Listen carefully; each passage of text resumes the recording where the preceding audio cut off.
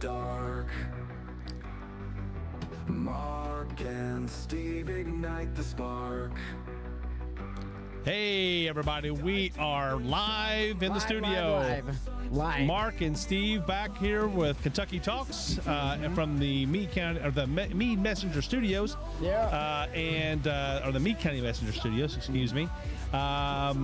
It's been a great day as far as the weather goes this afternoon, but it's about to get rocking, I think, tonight. It is.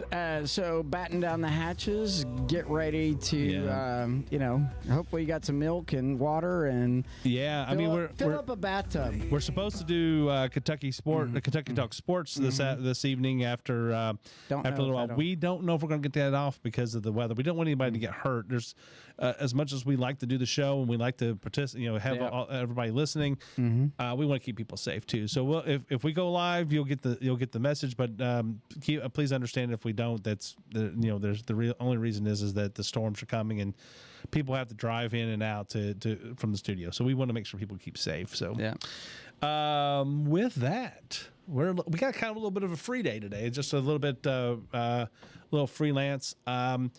I saw 2 hours ago or 3 hours ago, maybe it is now, that the one big beautiful bill, the tax breaks and the bill with the tax breaks and the and the spending cuts didn't make it out of committee.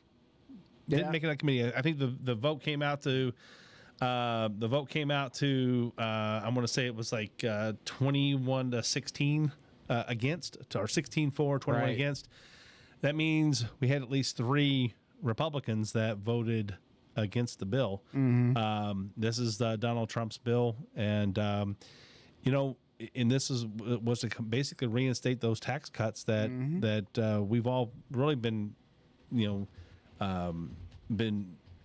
enjoying the last few years from from his first term till now. But those things were they're set to sunset, I think, in July, August, something like that. So we're on a limited time because I think the session ends in June or something to that effect. And I mean, there's some sticking points. That, some conservatives want more cuts. They want deeper cuts. They want more permanent cuts. They want the tax cuts to be permanent. The thing is that's going to be very difficult to make some of these things permanent because they have to use reconciliation in order to get this bill through. They don't have 60 votes in the Senate to override the filibuster. I see a lot of things on Facebook and a lot of things on X these days, formerly Twitter, and people just are like, well, Republicans got to do something. Well, it's hard to do with the 60 vote threshold in the Senate, and we only have 53. We only have 53 votes, 54 if you count a tie-breaking vote from the vice president. However, that only counts if there's a tie, and if it's a tie, that means three Republicans voted against it. So, but so you have to get, and a lot of people are starting to talk. Well, on the Republican side, not pundits or politicians or people and officials, but there are people on the that are Republicans that want to see the filibuster overturned. I'm like, no. The reason we don't, if you have to remember, if it's overturned for us during ours, it's overturned for that when they're in charge, and that it will create huge swings back and forth in our government, and it'll wear us out. It'll wear us out going back and forth. You won't know what you're being taxed on, when you're being taxed on it. It'll be confusing. You'll get, and so it's to me, in the spirit of what our founding fathers wanted, the 60 vote limit should stand, and that way the smaller states get it helps them get a better say in the on legislation. So anyway, I get that. So so I think that I'm urging people out there to understand that when we say that we're not for removing the filibuster, it's because the filibuster protects us when we're in the minority. And so because of that, we want to make sure that it remains, and if we take it out, it's out. That's just the way it's going to be. The Democrats have been very close to removing the filibuster a few times, and we had 1 or 2 vote holdouts in the Senate that kept it from happening. Right. And the thing is, it doesn't take 60 votes to remove the filibuster. It takes 51 because it's a rule that they would vote on, and the rules are a straight majority when they vote on their rules at the beginning of the year. So that's the way it works. Yeah. So again, we say all that because, well, the tax bill is it's going to have to go back into committee. They're going to have to, continue to push. And hopefully we can get those, hopefully we can get those 19 votes to get it out of committee and get legislation moving forward. Well, yes. There's so many things that are happening right now besides that one bill, especially with the Supreme Court as well, and the consternation over the specific argument. There's like so many arguments, but that, just the last couple of days, there was those discussions as well, and the feedback from Are you talking about the birthright citizenship case? Yeah. That case and the federal circuit court districts, they get it wrong. Statement that came from one of the Supreme Court justices talking about, I get it that you have jurisdiction over that state, for that region of that federal district court, but it doesn't give you like a blanket statement for 680 other federal district courts. Well, that's right. I mean, it's not about birthright citizenship yet. It's about whether one court in one district somewhere can put a nationwide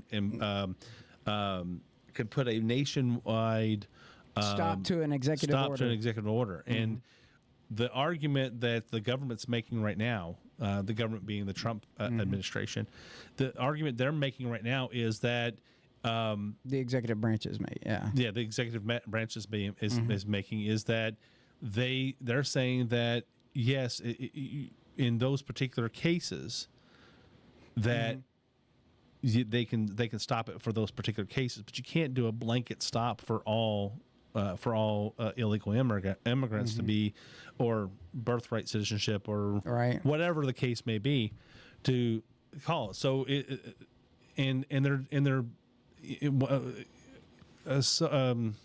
what's her name? Sonia Sotomayor. Oh, that's say that several times. She said she was making an argument, and it's funny because her questions were very, very. You can tell where she was leaning on this when she was asking questions to the Solicitor General, and she said that he's been you're losing all over the place, right? And it's like, well, that's not necessarily true.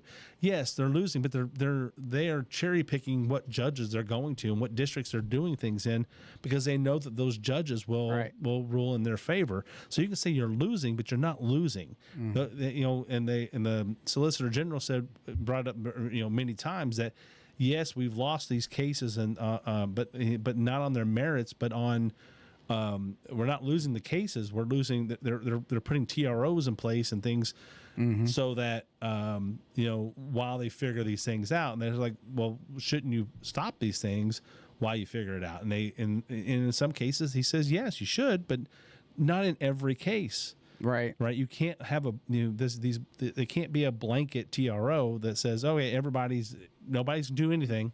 That's because you're at that point you're starting to run the executive branch. Well, and that's why there's a division between the branches. That's right. In a lot of ways, I think it's great to exercise your authority under the executive branch, which is, primarily to maintain the security of our nation, right? That's the main goal. That is the main goal, is maintain the security of our nation. Congress makes laws and judicial enforces the laws. But when the law isn't clear, and I see Congress always adds little things in, but it skews things, right? So this will provide a lot of clarity because of this process that we're going through between what is legal and what has been stretched for so long as, well, that's not necessarily illegal. You know what I mean? We're going to change the name and not call them illegals. We're going to call them just immigrants, you know, and muddy the waters or whatever. So I hope that at the end of the day, this provides a great clarity for the executive branch to provide us the security that I think the majority of us agreed. all. I think that ultimately, I mean, the Supreme Court, they have to look at the law. They have to look at the Constitution and understand that this law, as it's written, is within the framework of the Constitution. The thing is that Supreme Courts also tend to make up their own interpretation of the Constitution. Just like the Roe v. Wade, they said, even there's nothing. What's her name said that this probably won't hold up in the future. You know what I mean? Yeah. They knew they knew that it was very slim. Yeah. At the same time, in that time, there was there was this push. There was this push to because they were basically making things up. In that case, the lady who brought the suit, the one that was, she years later came back and admitted she lied. Mm-hmm. She lied about her circumstance. She lied about the whole thing to get the abortion, and then she regretted it later. Mm-hmm. And then when she regretted it, she came out and said, that she was pro-life, that she would never do that again, and that it shouldn't be allowed. That was the person who actually the case was about, and there was that was an agenda item for some of especially the far left that wanted to see. They feel. I don't take away from the fact that they really feel that abortion frees women. They feel that being a mother is slavery, right? In their mind, that's how they think about it. So if you get pregnant by accident, or you better be careful. You're gonna make a lot of people mad, man. So those thoughts right there are woo. Well, I mean, there's people. I'm saying they feel that way. They feel that. Yeah. That's why they're so hardened to it, right? Mm-hmm. So that stuff really happened and really was. I'm not saying that. I'm not saying it's not justly felt. In my opinion, that I am, but I think it is. But overall, I think that we have to be able to talk through these things and to have discussions about things. The Constitution is there for a reason. It's written in a certain way, and you can't read more into it than it's really there. I think our curriculums would do a lot of justice in our education system if we actually taught how to argue. Yeah, and okay, what's your stance? Here's the topic. What's your stance? I'm for or against? Okay, great. You're against. Now you're for. Your assignment is to find all the reasons why you're for it, and you're going to give me a class presentation on why you're for it, and then, what are you for or against? I'm for it. Okay, well, good. Now you're against it. You two are coming in here to go hash it out and to open up perspectives and not be so one-sided that you open up. And there's a lot of colleges that are doing that now. I was reading on a news article that had come in from a different news entity, and they had some students that came from a particular college in the country that was talking to these students about it, and the students were very articulate about, like, I had never thought this way before, and everything else, unfortunately, waiting till college to get that experience is probably not where that needs to happen. It probably needs to happen at a much younger age. But I think that learning to have your opinion and do the research to find why it's good and bad, and then differentiate between the pro or the con, and then make a conclusion. I think that's what a lot of people fail to realize, even in government. That's why they call it politics. Is you're not every day going to get it your way when you try to represent a whole group of people, whether you're liked or disliked because of party politics. But their goal is and should be to represent the sum of all, right? And then negotiate for what you can negotiate in that political structure, so that the taxpayer dollars are spent wisely, and that it's going to programs and support that truly benefit, the state. And as you've said, one of our topics we're going to go into, it's been very heated this week in Congress, even for our own Representative Brett Guthrie, because of the Medicare, Medicaid. portions that are going on. Yeah, and a lot of that has to do with the fact that we're not necessarily cutting Medicaid, but they are trying to revise the fraud out of it. And people are standing up against that, and I haven't heard all the arguments because most people are just yelling about it. And I would like to hear their argument as to why they believe that Medicaid, that somebody wants to, that people want to cut Medicaid. It's not been on the agenda that I know of, but they do want to reform it so that so that there's less fraud in it. I guess you can look at that as a cut for those who don't really deserve it. But but you need to make you can't you can't use Medicaid as an end all be all solve all your problems. As solve all your problems. You have to be from able to a state legislature. From a state, yeah. Well, I mean the money, a lot of that money comes from the Fed, and then the state distributes it as they see fit. So each state, there's 50 Medicaid. Yeah, but each state's going to fight for their cut of that Fed budget and say, oh well, we need it because we got. Well, yeah, people. But it goes back to what you were saying. There's people that deserve it, and then there's people that aren't, and then there's a group that are nefarious. And I'm all for Medicaid for those who need it, and those who deserve it, or maybe deserve is the wrong word. I think it's need. When you need Medicaid, and for you guys out there, Medicaid pays for a lot of different things. It does. It helps. It pays for. It pays for medical for uninsured folks. It pays for it helps with like adoptions and things like that, right? So there's a lot of things that go into Medicaid, and then there's a lot of things that it's needed for.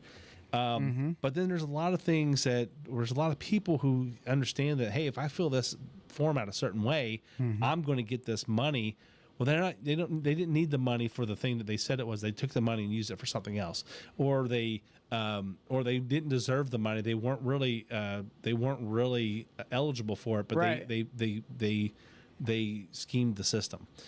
And that's the things that we have to cut out because we can't afford that. We can't afford it. So, and another interesting news story, and it's closely tied, is, Auditor Ball just filed a lawsuit Thursday in the Franklin Circuit Court to force the governor's office, right? She's the auditor's office, the governor's office, because there's a House bill passed about supporting kinship care, and those resources that go to those parents that take on the burden of someone else's in the family's children, right? Yeah. And so it's family taking care of family. That's it. And there were resources that were directed out of that bill, but it's the bureaucracy to get to there, and the lack of cooperation between the two to get to complete the investigation to find out where the breakdown is not going very well. So the lawsuit is to force the governor's office to provide more transparency into those dealings so that those that are participating in kinship care can receive the benefits that the legislature has deemed available. You know what I mean? So those could be Medicare benefits that certain children are entitled to but aren't getting because of bureaucracy in the system.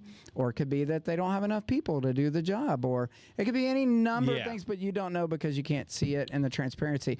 And I think that from a federal level, they could probably respect that going on from a state level, especially if the fixes to the bill that are being proposed get after things like that. Does this person deserve it or not deserve it? And do you have a means to determine the qualification? Yeah, and I think that the states need to be able to ask those questions and get good honest answers from them, and then make a determination if it's real.